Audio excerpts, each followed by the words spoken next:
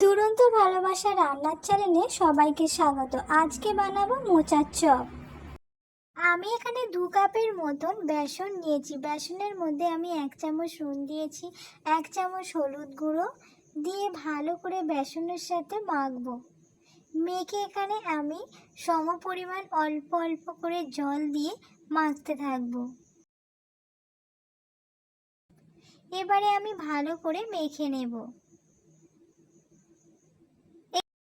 বেসনটা আমার পুরো ভালোভাবে ফাটা হয়ে গেছে। চপের জন্য নিয়েছি আমি আলু আর মোচাটা আমি আগে থেকে সিদ্ধ করে নিয়েছি। এরপর আমি কড়াটা উনুনের মধ্যে বসিয়ে দিয়ে পরিমাণ মতন তেল দিয়েছি মোচার মশলা করার জন্য। তেলটা গরম হয়ে গেছে। এবার আমি তেলটা কড়ার চারপাশে ভালোভাবে নেড়ে নেব। এরপরে আমি তেলের মধ্যে পেঁয়াজগুলো দিয়ে দিয়েছি ভাজার জন্য। পেঁয়াজ আমার এক পিঠে ভালোভাবে ভাজা হয়ে গেছে। এবারে আমি দেব আদা রসুন বাটা।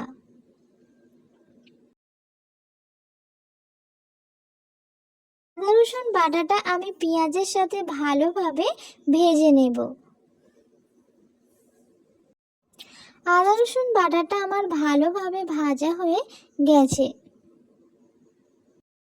এবারে আমি দিয়ে দেব 1 চামচ নুন, 1 চামচ হলুদ গুঁড়ো দিয়ে ভালো করে মশলার সাথে কষে নেব। কষা হয়ে গেছে। এবারে আমি আলু আর মোচাটুকু তুলে দেব। পেঁয়াজ আর মশলার সাথে ভালো করে আমি কষে নেব। এখানে আমি শুকনো লঙ্কা ভাজা দিইনি, এখানে আমি বাটা লঙ্কা দিয়েছি। ভালোভাবে আমার কষা হয়ে গেছে। নামাবার সময় আমি এখানে দেব ম্যাগির মশলা গুঁড়ো আর ধনে গুঁড়ো দিয়ে ভালো করে একবার নেড়ে নেব।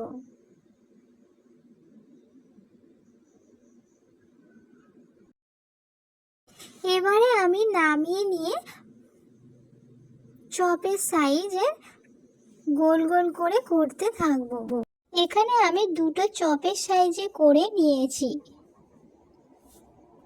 এর ওপরে আমি সামান্য করে একটু আটা ছড়িয়ে দেবো, যা সবকটি আমার করা হয়ে গেছে। এবারে আমি উনুনের মধ্যে কড়াটা বসিয়ে দিয়ে তেল গরম করে নেব। একটা করে আমি বেসনের মধ্যে দিয়ে কড়ার মধ্যে ছাড়তে থাকবো।